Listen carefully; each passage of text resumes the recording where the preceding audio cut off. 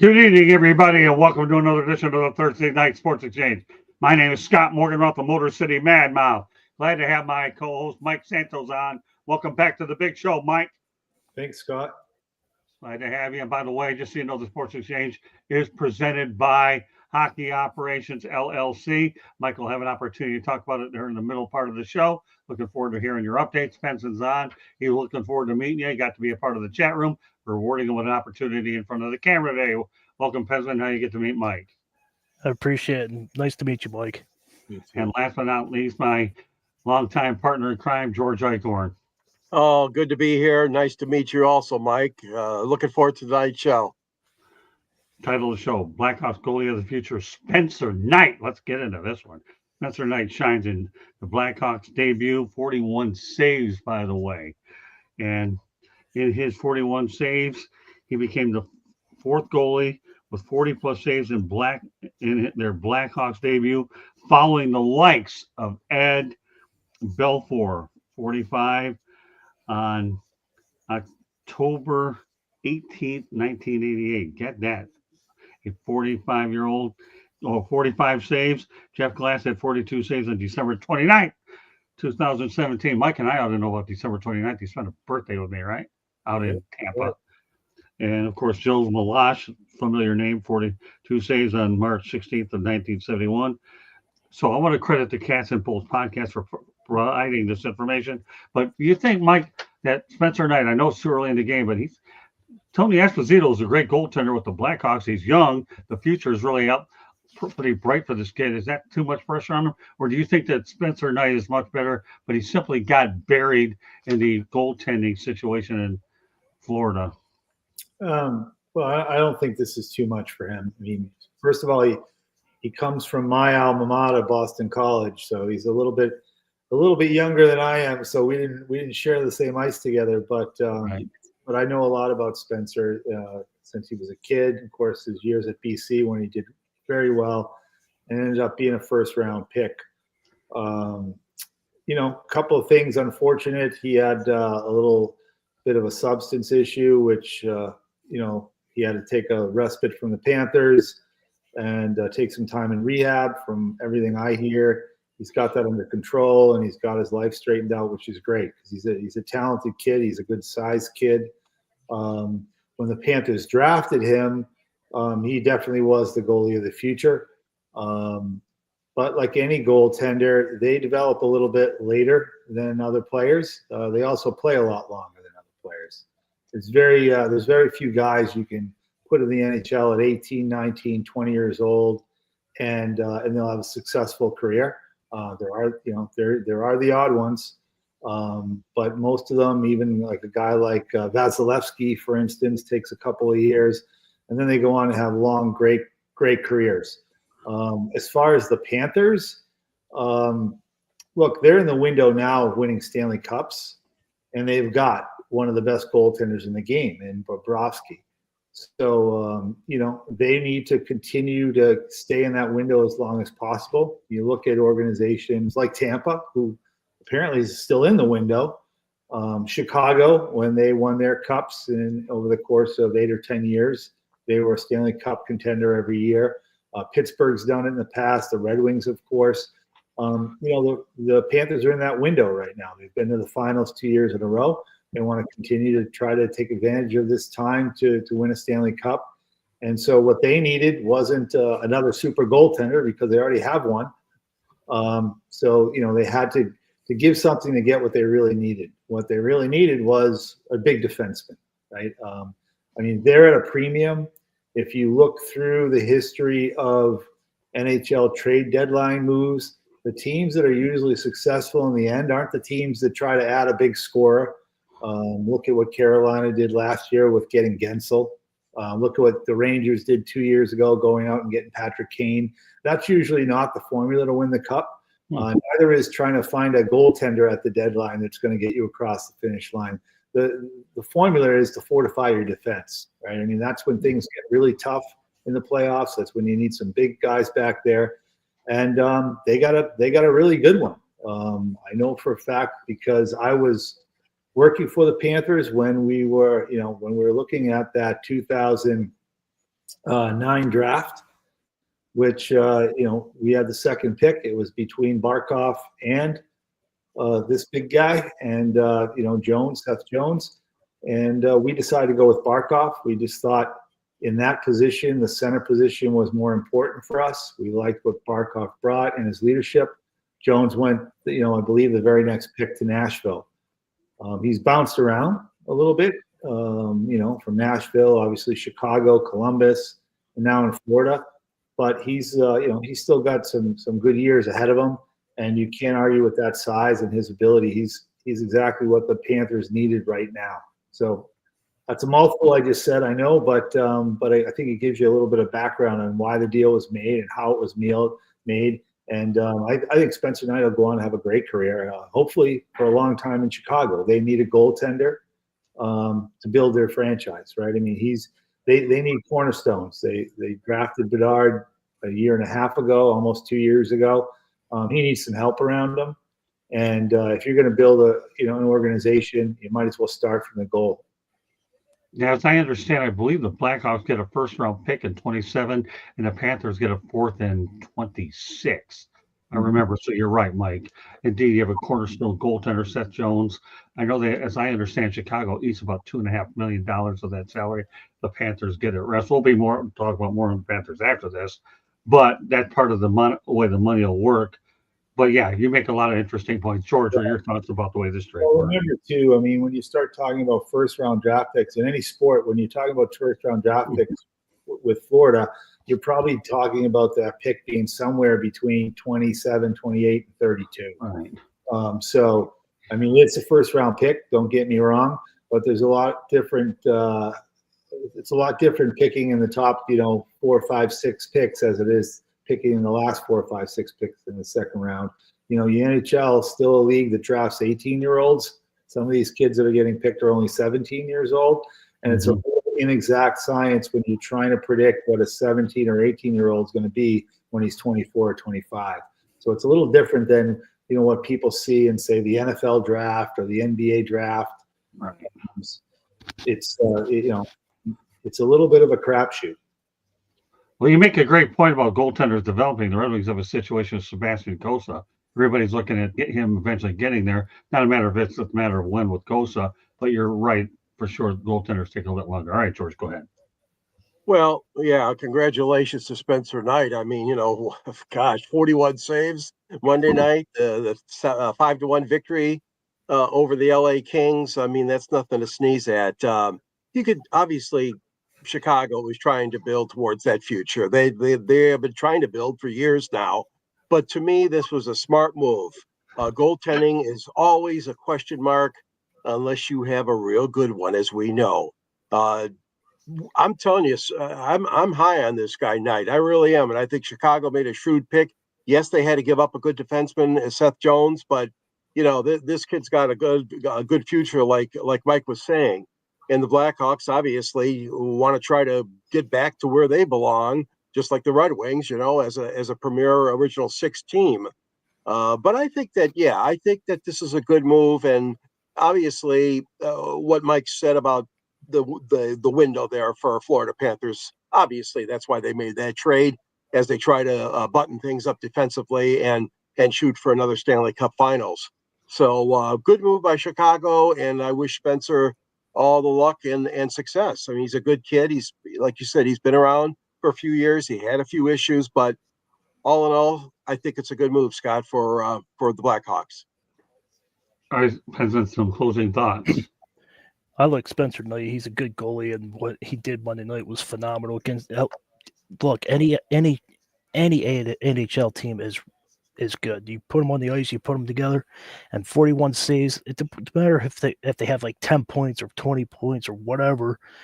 They're an NHL team, and all NHL teams are fast and quick, and they know how to shoot the puck 80, 90 miles per hour. And if you save 41 saves, that's phenomenal. So Spencer Knight, he learned from his mistakes when he was younger, so he should be a good goalie. So I'm proud of Spencer Knight. So that's my take. Let's stay with. I'm sorry. Go ahead, Mike. One thing to add to that, I mean, he's a young guy. It's all in the future for him, just like it is with the Hawks. It's not a he has to do it now. But with that team that's rebuilding, I mean, he's going to have a lot of 41 save nights. And that's probably what's going to have to happen in the next couple of years for them to be competitive. But in the long run, he'll be great. Okay, let's stay with the Panthers thing for a moment as we're talking about their Stanley Cup window. They used a loophole, get this, albeit the sketchy way, to try to repeat as Stanley Cup champs. They put Matthew Tkachuk on long-term injured reserve just 5 days before the NHL trade line. By rule, Tkachuk must be out at least 10 games or 24 days, but in the interim, his $8 million in salary comes off the books. The NHL salary cap does not apply to the playoffs, so if Tkachuk misses the rest of the season, Florida could acquire players worth up to $8.7 million in salary at the trade deadline and still add Tkachuk back to the playoff roster. Speaking of which, Bill Zito took advantage of that loophole and managed to acquire goaltender Vitek Vanacek from San Jose for Patrick Giles. I'd say he's a rental of $3.4 million because he's an unrestricted free agent. Boy, Mike, you talk about a segue in what you just said. You can take it from there. Yeah, well, this is something that was exposed a few years back by Tampa Bay Lightning. And ended up they won the cup that year, and then of course the Vegas Golden Knights took advantage of it. It's within the rules. It's part of the collective bargaining agreement, but there's two things that have to happen here. You can create all the salary cap space you want. A player like Tkachuk, while he's on long-term injury, is still going to get paid. So that means your owner's got to be willing to be paying more money. So they created $8 million worth of space, but they didn't get rid of $8 million worth of payroll. So that means Vinny Viola, the owner of the Panthers, has got to be willing to, to spend extra money. And, again, they're in the window to win. I would guess he's probably, not happy to do that, but willing to do that to give him another chance to win and make some more money for the organization. But that's the first thing that's got to happen. The second thing that has to happen is somebody's got to get hurt bad enough to be on long-term injury. And that's the real downer here. I mean, you can do anything you want with that $8 million space, but they're going to miss Tkachuk, and they're going to miss him big time. I mean, he's a leader for that team. I mean, he really stirs the pot, and especially in the playoffs. I mean, he is the reason when he came over in the Huberdeau trade a couple of years ago, they got to the finals the first year. And I think that that momentum carried them over into last year. I mean, you just see how he raises his level of play in the playoffs. So yeah, it's great to have the space and be able to use this rule to bring in some money. But how do you replace Tkachuk in the middle? That's tough. Yeah, that's an unfortunate injury that took place during the Four Nations face-off for sure. But Tkachuk plays at a high level, so being a United States kid, I understand it. Nevertheless, they take advantage of the money. They get a goaltender in between. They move on from Spencer Knight. I think that situation's an absolute win-win situation for both teams. Okay, George. Well, yeah, it's unfortunate for Tkachuk. I mean, 27 years old, and like Mike said, he's one of the heart and soul guys on that Florida Panthers roster. And this is all the things that you don't ever want to see happen, whether it was a all-star game or, in this case, more important than that, the Four Nations, and somebody getting hurt. And as far as the loophole goes, I think you covered it well, Mike, about the loophole that's been used by several teams, not just Florida. But I'll tell you what, Tkachuk is a great guy. He really is. I mean, right now he's second on the team, I believe, with 57 points, and they are going to miss him. I mean, it's a situation where it's very difficult to plug somebody in there and you can't expect those same numbers from who you acquire. I mean, unless you're making some unusual deal. But again, but you're a Stanley Cup champion, and this has been said so many times before. Who's ready to play? We got to just play the game. It happens all the time, injuries, and tough for the Panthers, but I think they got enough firepower to go for it again. Obviously, like I said earlier, for making it to the finals again. Well, the Panthers, just so you know, have 5.3 million rather in deadline cap space. So they'll, with tomorrow's trade deadline looming at around 3 o'clock, don't be Yeah. surprised to see him make another move or two. All right, Yeah. Patrick, go ahead.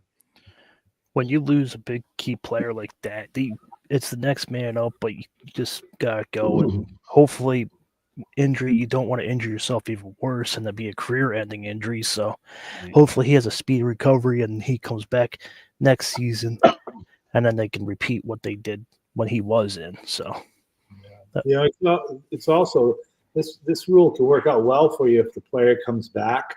Mhm. I don't know exactly the extent of his injury, but what I hear isn't good. Oh boy. I hear it's hamstring.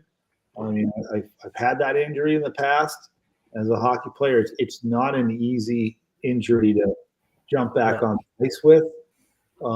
So they'll give him the treatment and the rest he needs, but it's still going to be tough to get in there, and especially after time off, which could be as much as 6 or 7 weeks before playoffs. If he is ready in the playoffs, to jump right back in there with the speed of the playoffs and how teams play, that's going to be difficult as well. So we also talked last week, and we touched on it here, the Four Nations tournament. Everybody really got all real excited about this tournament, and rightfully so. It was definitely better than an all-star game. Certainly, it certainly shows better than what the NBA put out there for an all-star game this year in particular. Right. But this is the downside of it, right? Right. This is the downside of it. And, people love that hockey, and it was great. But if you're Paul Maurice right now, or you're Bill Zito, or even players on the Panthers, you're kind of wondering, was it worth it? When I was on a beach in Cancun for 8 days getting some R&R, and one of my leaders was out there and got hurt, and now I don't have him to help me try to go after another Stanley Cup. There's no question about it that the Panthers really took a hit here. And I can tell you one thing: the hamstring injury, I don't care what sport it is, much less the fact that hockey's way more physical than any of them, is a tough injury to recover from. I say the least. I've been banged up my whole life, Mike. I've had them too, and they stink. So I can only imagine what Mr. Kachuk is dealing with on a long-term basis to deal with it. But Zito and Viola are doing what they have to do to try to win. And as you alluded to, Mike, they have a limited window. Pensman, anything else you want to add before we wrap up the topic? I played hockey and I had a very mild hamstring, and it killed. And so I can just imagine what he's going through if he just pulled it or something. But if he comes back in the playoffs, he's not going to get not the same speed. But if he's in there, hopefully he gets to be a leader. But if he's not in, hopefully he's on the bench and be a leader on the team. Great point. All right, it's part of the show where Mike Santos gets the floor. Please, Mike, give us an update about hockey operations. What do you got going? Well, hockey operations is moving ahead with a few projects. We're still in the development phase for our web-based platform and app for Team 33, which is our hockey operations management software program. There are a couple of NHL teams that currently use it, and we're looking to bring that program next summer out to consumers. So people will be able to use that, and actually it's sort of gives them the opportunity to be a GM, whether that's a favorite team or their fantasy team or whatever it happens to be. So it's a pretty exciting product. And I think people are going to really like it. So we'll keep people posted on that. We're also moving ahead. We've got Oglethorpe Entertainment as part of the hockey operations family. Oglethorpe Entertainment does sports television productions. And we just signed your favorite guy from Michigan, Desmond Howard, as the host of our new show called Sports Jobs.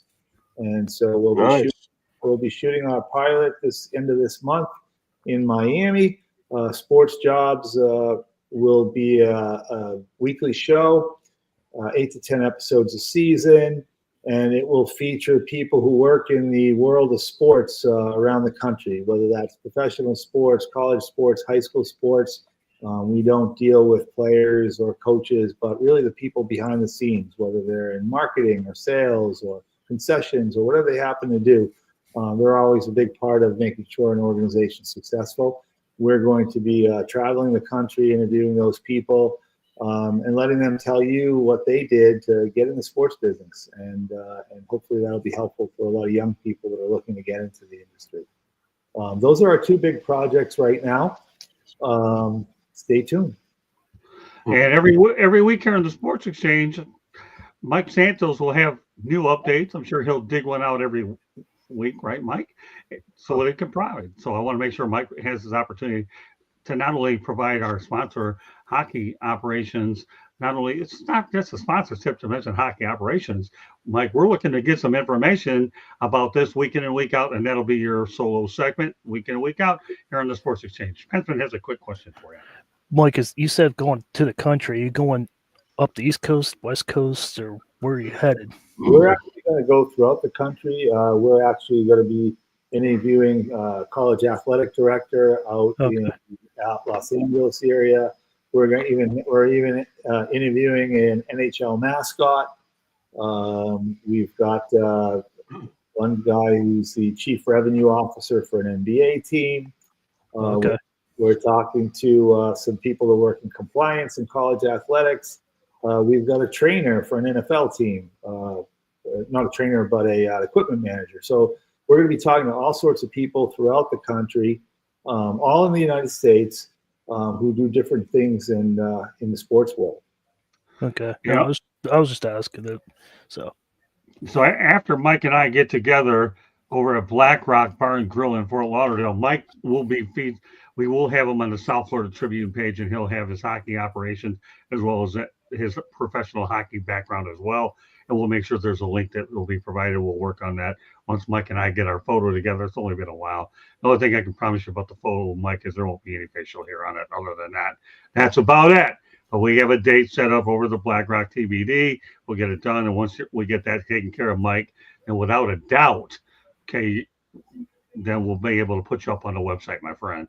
All right. And I have a few other perks involved as well. All right. With that said, let's transition over to a station break. Candy Ebling take off. And I should point out, top of the hour, Fire Up will be on with Candy Ebling, George Eichhorn, J.D. Wyatt, Ralph Williams. We call it the Country Club. Yes, Pensman's on hockey tonight.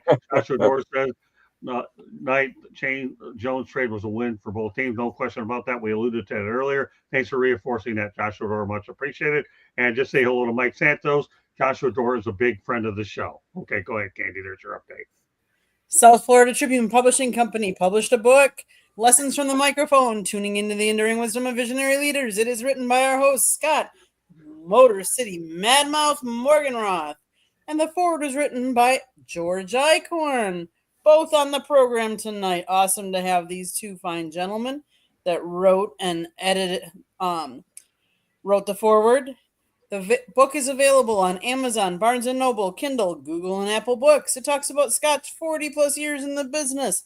It has a picture of a young Scott with a young Muhammad Ali. If you want to see the picture, you got to go out and buy the book.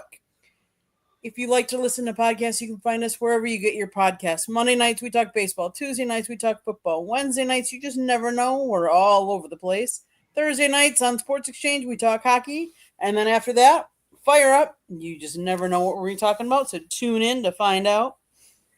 If you want to advertise, call Scott, 954-304-4941.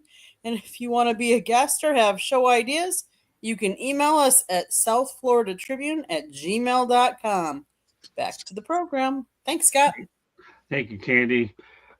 We don't get an opportunity to talk about Notre Dame hockey much. I know that George likes Notre Dame and they're dear to his heart, but we're going to have an opportunity to win this with this. Notre Dame hockey coach Jeff Jackson is coaching his final game. Great 20-year run in South Bend, 12 NCAA tournaments, 4 Frozen Four appearances, 8 conference championships, winning coach. He's the winningest coach in Notre Dame history, 417. But just so you know that the Frozen Four is the equivalent to the Final Four in basketball. Mike, some thoughts about Jeff Jackson at Notre Dame? Well, you said it all. I mean, he's had a great 20-year career there. Never really had a chance to. Never really got over the top and won the NCAA title. Actually lost to my BC Eagles one year, Frozen Four. But a lot of people don't realize that Jeff Jackson was actually the initial coach for the U.S. National Development Team program, which started in Ann Arbor, Michigan, and has since moved to Plymouth, Michigan. But he's one of the guys that developed a lot of those players through the years. From Rick DiPietro, all the way through to Ryan Whitney, and now the program. You see the players like the Kachuk brothers that it develops now. Patrick Kane played in that program, but he was one of the founders of that U.S. National Development Team program, which has led to success for the U.S., particularly in the World Junior Tournament, but also in the Olympic Games and and in the World Championships. So kudos to him for everything he's done, not just at Notre Dame, but throughout his career. He's been a great coach and a good man for hockey. Great stuff. Glad we had a chance to bring him up on this show. Don't get a chance to talk college hockey, but when you have an icon like this guy who's been with his career, we have no choice but to make sure that we bring him up here on Sports Exchange. We talk about hockey on Thursday, and this is the type of information that Mike and I and George are here to provide. We want to make sure we get hockey on the frozen pond on all single angles. All right, George, some thoughts about Mr. Jackson.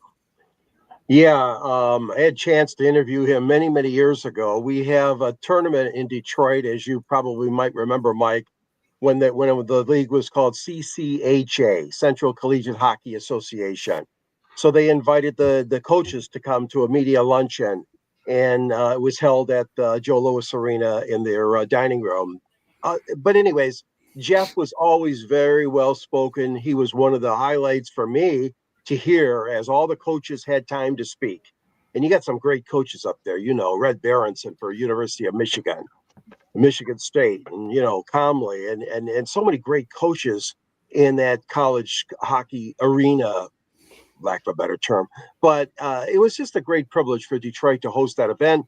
That, of course, was predating the realignment and the Big Ten getting into hockey themselves. But yeah, Jeff has been a great mentor, been a great coach to have.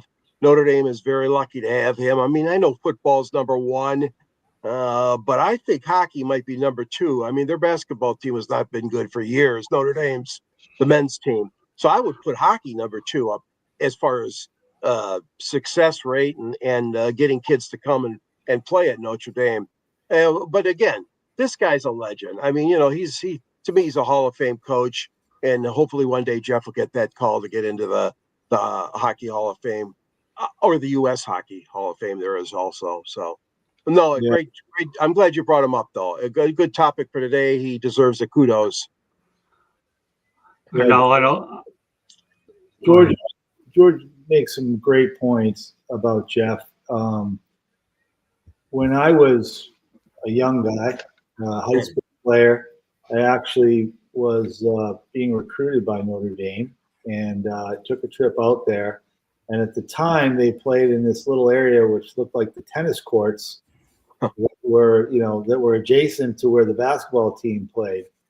And it's probably has a lot to do with Jeff's success there, that they were able to get the beautiful new arena that they have now that they play in. So I mean, he had a lot to do with them getting that facility I have on campus. And with a facility like that and the mystique of Notre Dame, just the school, never mind the athletic program, I mean, he's really set them up to be successful in hockey for a long time to come. So I agree with you, George. For me, they're the number 2 program on campus right now. No offense to to Digger Phelps for all those.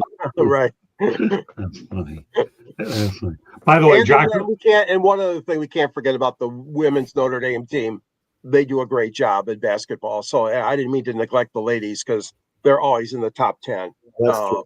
Yeah, for hoops. Well, you better not neglect the women, because first of all, Candy and I are going to be going to the women's Final Four in Tampa in about 4 weeks. And by the way, Joshua's excited about the new cap that, Mike, you're going to see in a few weeks called Really? Seriously, Really? So he's getting one. It was his idea in the first place. So I thought, you know what? I got to go out there and get this guy. He gave me the idea, so I owe it to Mr. Dorr here to give him one. So I know Pensman not too familiar with this one. So Pensman is what we call an absorb one-on-one mode on this. He's learning a lot about hockey. He's doing a pretty good job doing it tonight. Penson will be busy tonight on Fire Up the Country Club with Candy, Ralph, The JD only, Wyatt. the only reason I defer is because I don't know much about college hockey. I just That's know more okay. about No, you know, I just know about AHL and NHL. That's all. no, that's okay. It doesn't matter. But this is a hockey show. We Right. give it all to you, and I have this foundation of knowledge. I'm putting it out there, right? Like seriously, really? Seriously? I'm just sitting here absorbing the knowledge. I got something for Penman though. What's that? I've got to tell you, especially since I'm not affiliated with anybody anymore. I am pulling for the Wilkes-Barre Scranton Penguins to somehow find a way to win the Calder Cup this year. Because Whoa. There you go. My good close friend Jeff Barrett, who started that organization and has been the president of the organization since the very beginning and did a fantastic job there. This is his final season. So I'm hoping somehow they can find a way probably to get by those Hershey Bears and find their way to the Calder Cup championship this year. Oh, we need one badly. Yeah. So another coach retiring. Yeah. The Hershey Bears. Is that a bucket list place? Do they have all that chocolate out in Hershey like that? Like they say they do? Right on the grounds, right? That's not a bad place to go. Yeah, that doesn't do one for one diabetes, but I can deal with it. By the way, your score, Joshua Dorr, with the Panthers beating the Jackets is music to the Red Wings ears. If indeed the last update was 2-0, so Red Wings fans will encourage you to give us updates so that we can convey that to them. Yeah, I hear that diabetes is not the place for Hershey Bears, but then again, so what? You only live once, so be it. Glad you brought that interest up. Only the Scranton gets mentioned by you, Mr. Santos. Yeah. God bless. Great stuff. Can't wait to take you out to a bite. All right. One topic that Penman can't get involved with, and anybody can get involved with this one, is the most block shots in NHL history goes to Mark Eduardo Vlasic of the San Jose Sharks with 2,166, passing Mark Giordano. That, to me, is a stat that is a very painful one, isn't it, Mike? Yeah, painful, but I also have to say that it's really only been since 1994 that they've been keeping these types of stats. When they went to the real-time scoring system, 94, that's when they started keeping these types of stats. I have a feeling there's some guys back in the day that took some real hummers. You know, some of them even to unprotected faces and in areas that guys today don't have to deal with. So, I mean, kudos to Vlasic for sure. I mean, it's no joke getting hit by those 100 mile per hour shots coming from the point. I think it also speaks to the way that the game's played defensively now, where most teams just pack it in front of their net and almost form a wall, particularly in the playoffs in front of those goaltenders. But yeah, I think of guys like Craig Ludwig back in the day with the shin pads that were as big as goalie pads that he used to wear, and you know, there were some guys back in the day that probably blocked a lot. I don't know if it was this many, but they got in the way of the rubber too.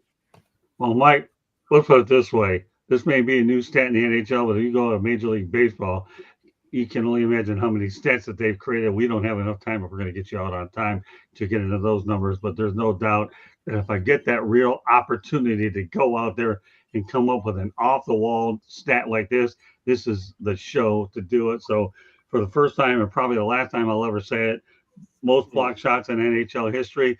Jot this date down, people, 3/6/2025. I don't know when I'm going to say it again. So, George, at least you don't have to get in front of the puck. So all you have to do is deal with me. Well, I'll tell you what, guys, this is an unbelievable stat. And again, Mike, thanks for providing a little bit of the history, because we all know guys like Gordie Howe and Bobby Baud and Carl Brewer and all these old defensemen and Bobby Orr. I mean, this has always been one of the toughest things to not to watch necessarily, but that you're on your edge of your seat because you don't want to lose one of your players. I mean, but they've got to go down and block these shots. As we know, that's part of the game.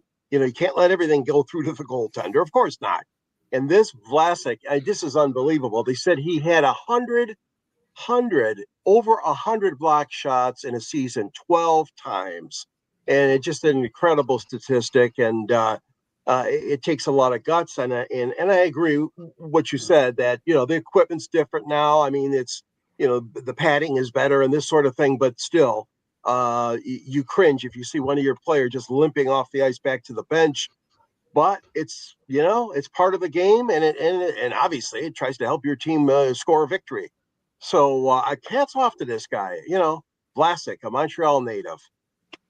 I tell you a funny story. When I was with the Islanders, we had a young goalie in net against St. Louis one night, Eric Fischel, and Big Al McInnes was on the blue line for and every time that stick went up in the air, our guys parted like the Red Sea, and Eric Fischel was seeing those things. There was nobody getting in front of his shot, I'll tell you that.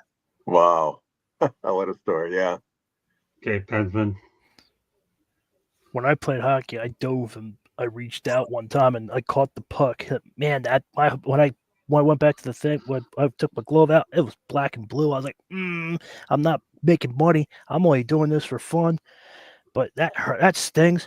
Scott Stevens back in the day, if you remember, Mike, he took a lot of block shots too. And 101, I can't imagine taking 101 12 times in 1 year. That's just crazy. Yeah, and you know what? There is somewhat of a skill to blocking shots. I mean, there's a way to do it, and there's a wrong way to do it. And if you do it the wrong way, you can get hurt. I think I did it the wrong way that one time. Using your hand. Yeah. Wow. Well, let me tell you something. Listening to you guys talk about block shots, they wouldn't have enough Tylenol to save me for anything. So I hate to say this on a family show. I'd have to go the cannabis route, and I don't even know if that would work.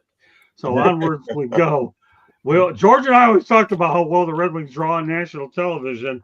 And for that Stadium Series game last Saturday night, they definitely drew well again. The Red Wings Jackets is the most watched Stadium Series game on U.S. cable with 1.6 million people. Mike, were you surprised? Let's face it, the Red Wings in prime time at Ohio Stadium.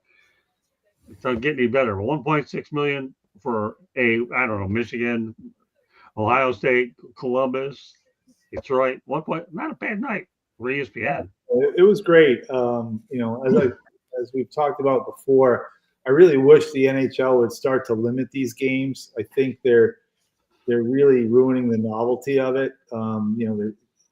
I'd like to see them go back to just the one New Year's Day game every year and make it really special. Right. I mean, they really owned that day once they started this thing. But now, the viewership's great. I get it, but I'd love to see that same game on New Year's Day instead of it being one of 5 or 6 they're going to play all year. Or I think somebody had made that point a week or so ago on the show that maybe they should just do one in Canada, one in the U.S. every year.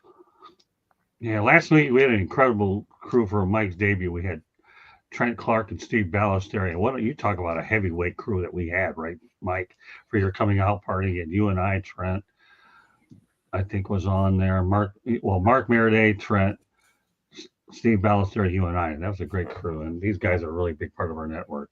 So, George, you're not surprised that they drew this many people, are you, all right, Corn? Not really. I mean, I like the stadium, the outdoor games. I mean, it seems to be a good break for a lot of the different fans that want to see games out there. I never really thought too much about the overkill part of it, Mike. Maybe you got a point there, because I know they've got the Heritage Classic in Canada. Not necessarily every year, but it seems like it is. And then this outdoor series sponsored by the U.S. Navy or the Navy Credit Union or something. But all in all, this was well done. Let's face it. I mean, this was another stroke of genius, like Scott alluded to. You got Michigan against Ohio State. You got that rivalry forever in college football. And then here you're bringing the Red Wings in, you're bringing the Jackets in. I mean, some could say that, that was more of a regional, like Midwest kind of thing. But no, the statistics that you just mentioned, Scott, I mean, it bears it out that they really want to see this kind of hockey outdoors. Unfortunately for Detroit again, but that's another story for another day. They missed an opportunity to win. But I think Columbus did a really, really good job putting it on. And I'm sure that hopefully they'll give that some thought, though, Mike, like you said about overkill and oversaturation of the outdoor games. We'll see what happens. I don't know. Bettman seems to be hell bent on having these games. So I don't know. We'll see what happens, but I like them. 2 words summarize the Red Wings. Original 6. Mike, anything you want to Yeah. add to that? Yeah. Well, just next year they're coming to Florida finally. Yeah. The Lightning. Yeah. There's 2 one games. Yeah. In Florida next. month. So that'll be interesting. It'll be an interesting venue. I can tell you one thing: it's not going to snow that day. So Well, Mike, are you planning on going to either of those 2 games? I don't know. We'll see. Maybe. Maybe you and I. Maybe you and I could get a suite out there at one of them. We could just sit back and have a good time, right? Think about it. Who knows how far along we're going to be into this Thursday night thing? I know Mike and I are committed to it for a long time. So Mike and I, especially since we're Broward County buddies, we can come up with all kinds of stuff, right, Mike? Yeah, for sure. Oh, no. I'm looking forward to this. Mike Santos and I doing all kinds of crazy stuff in Broward County with hockey. Seriously? Really? Seriously? Don't get me better than that. All right. What Ohio State did was phenomenal. They put on the stadium was a good showing. I can't stand Ohio State football. I'm just pointing that out. Just letting Mike know. But what that stadium, that was perfect. I wasn't too sure how it was going to come in as a college football into hockey ring. I wasn't sure how that was going to go, but it turned out to be all right. And I have one question for Mike. There's a lot of viewers out there that can't see the puck. During that game and during the All-Star game, they have a highlighter on the puck. Is there any possible way that NHL could possibly do that moving forward to like regular games? I think they could, but I would rather see them put more emphasis and even money into educating the broadcast teams, including the cameramen and women, the producers and the directors, so they understand the game better. Okay.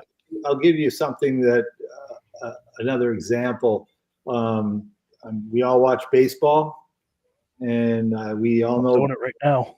we all know pitchers that throw the ball 100 miles per hour, and you don't have any problem following the baseball, do you? No. And the reason why is because the people that broadcast the sport, the production people, the camera people, they know that when the pitcher is throwing that ball, he's throwing it to the catcher. So instead of trying to follow the ball in the air on the way to the catcher, they put the camera on the catcher. I think if you educate these television people more as to the game, they'll understand when the puck's over here that the options are this one and this one. So camera 1 be ready here and camera 2 be ready here, and they'll learn and they'll understand the game. They'll be able to cut quicker, and I think that'll help. But I think it's more an education, not of the fans, but of the people that are actually broadcasting the games that will help that in that regard. If you remember back in the 90s, Fox TV, the NHL contract, when they were first getting into the sports business, and they put trails on the pucks. Yeah, I remember that. Yeah, same here. Yeah. It also put the speed that the puck was moving at as well on the thing. The problem with that is it didn't tell you where the puck was going. It told you where the puck was. Okay. It didn't tell you how fast the puck is going. It tells you how fast the puck went. So everything that they're doing when they do that is basically telling you what already happened. They've got to get to the point with the sport. I know it's fast, but they've got to get to the point where they understand it enough that they can sort of, predict or know where things are going to go, or at least really how things are going to happen. Because if they can do that, they're going to do a much better job of teaching the fan how to watch the game. That's just my 2 cents. Penson, that's a great question, Mike. I learned a lot from you with that. I never even thought about that. What about you, George? I think its name was the Glow Puck. I think they call it the Glow Puck. That's it. And Thanks, George. Don't forget our friend Ted Lindsay and Tim Ryan on NBC with Peter Puck. Peter Puck, yeah. Peter Puck. They tried to teach Americans, the sport of hockey. They tried that with Peter Puck on NBC. The way back in the day. Peter Puck was before they lit pucks up, though. Oh yeah, right. That's true. Yeah. No electricity, almost. Only George and I and Mike could remember Peter Puck on NBC. I'll tell you, that was a pretty good broadcasting crew. Not Mike, how you think about it? What do you have? Tim Ryan, Ted Lindsay on that group. That was pretty good. Yeah, they did. Howie Meeker. Yeah, Howie was on that. Oh one yeah. Yeah. Well, I'll tell you, Icorn, you know how to let the cat out of the bag with that one. That's a pretty good trivia there. But Peter Buck is pretty good. Great. So great question. President, better response, Mike. George, I knew I could count on you with coming up with that stuff. Great stuff. Having a good time tonight here on the Sports Exchange, talking hockey with Mike Santos, my co-host, along with Pensman Sports, George Icorn. Mark Meriday will be on from time to time as well. We'll try to keep it real, try to keep 4 people on at all times. And our main objective is to give you hockey in the highest detail, regardless of what level that it is. As we get ready to wrap up the show, Pensman, why don't you let everybody know how they can get a hold of you? You can find me on X on Pensman Sports, and you can find me on YouTube. I have my own YouTube channel. I'm at 755 subscribers, trying to hit that 1,000 mark. You can find me on YouTube on Pensman Sports. 755 is a good number. That's Aaron's home run total and Blackrock Stone, just in case you want to know, Mike. Because that's what you're going to cook your steak on when you get there.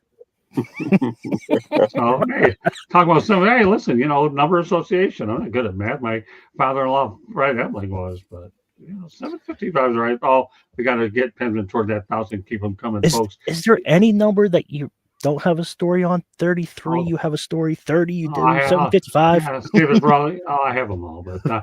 I got to make sure. But I have a heart out with Mike. I want to let Mike show that these shows can run in a reasonable time frame, and we are on a dynamite pace to make sure everything is taken care of. Because Mike, with all due respect, that's a pace I try to set up anyways, week in and week out. Last week was the exception to the norm. Okay, Mr. I wrote the forward to my book. Tell your story as well.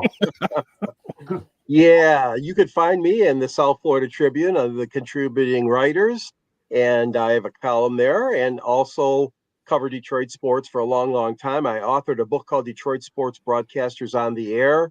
And Mike, I'm sure you remember guys like Bruce Martin and Bud Lynch and Ken Cal and Ken Daniels, Dave Strader and Mickey Redmond. Detroit's been blessed with so many great hockey announcers over the years.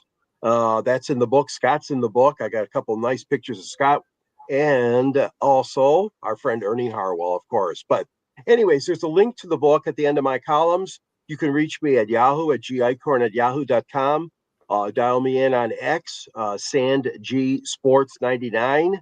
And also, of course, I'm in LinkedIn and a little bit on Instagram as well. So appreciate the opportunity of being with you fellas tonight, and also look forward to the baseball show on Monday nights and Candy's Country Club show coming up soon. Sure. Speaking of Candy, go ahead, Candy. Give them a preview for what they're in for at the top of the hour and a station break to go with it. Yes, Candy. Give them a preview of what we're in for tonight, Candy, and what we're in for, as well as a station break. And as we continue to talk, I want to thank everybody in the chat room for their participation tonight. JD Wyatt, Brian Pettit, and so forth. So with that said, as we continue to move this thing along, some updates here. The Tampa Bay Lightning and the Buffalo Sabres are tied at 5-5. I'll go ahead and provide some other scores while Candy does get on. And let's see, the Red Wings and the Utah Hockey Club are tied at 2-2. And we'll go to the Florida Panthers game as well. The Florida Panthers currently lead the Columbus Blue Jackets 2-0. We are at the end of the second period. So as Candy comes back on, I should point out that crew tonight will consist of Ralph Williams, Pensman, George Icorn, J.D. Wyatt. So meanwhile, Mike, we have a lot of things to look forward to. You'll be on next week, and obviously what's going on in about 2 weeks where you're going to be at. I will be at the NCAA Wrestling Championships, another one of my loves. So I'll be up there watching probably Penn State win themselves another national championship of the team title. And I would say there could be as many as 4 or 5 Penn State wrestlers that'll win individual titles too, and that'll be fun because it's in Pennsylvania this year. It's in the Wells Fargo Center in Philly. It's going to be a great weekend. So George, you have any other Red Wing games that you're going to be covering in the near future? Yeah, I will be going to a few games coming up. I just, I'm like I expressed last night, I'm a little bit disappointed. I mean, Stevie Y's got to get some trades. I mean, they got Rasmussen back today. In case you didn't hear, he came up. Then they called a kid up from Grand Rapids, but that's not going to cut the mustard. I mean, he's got to get a couple veterans in here to help this team out. If they miss the playoffs again, I don't know. This town will be just up in arms, as they say, if he can't make the playoffs this year. Well, I'll go over some station break just so everybody know that you can find me on Twitter at Tribune South. Our website's www.southfloridatribune.com. And you can also find my book here, which is Lessons from the Microphone, Tuning into the Enduring Wisdom of Visionary Leaders. You can get this on Amazon and Kindle. I also have a YouTube channel, South Florida Tribune. Please don't hesitate to subscribe. And you can also find our shows on not only Twitter, but you can find them on iHeartRadio as well. So they are on Google, Apple Podcasts, wherever you get your podcasts. So what a great show tonight. George, JDYSA, we'll have to discuss Mark Ryan one day and your thoughts on him. I live with him on air in the upstate South Carolina before he left. So great show tonight. Again, you can find me on Twitter at Tribune South, the book, www.southfloridatribune.com. And you can find all of our shows wherever you get your podcast. So meanwhile, on behalf of Mike Santos, Pensman Sports, and George Eichhorn, my name is Scott Morgan, Roth the Motor City Madmouth. Thank you for joining us on this edition of the Sports Exchange, and we will see you next Thursday night at the same time. Thank you very much for Mike for being on the show week in and week out. We really appreciate your insights. And with that said, we will wrap it up. Thank you very much, everybody. Thanks, guys. Thank you. Thank you. Have a great night. I gotta get out quick, but have a great night. Great to meet you guys. Thanks a lot. All right. Bye-bye. Bye now.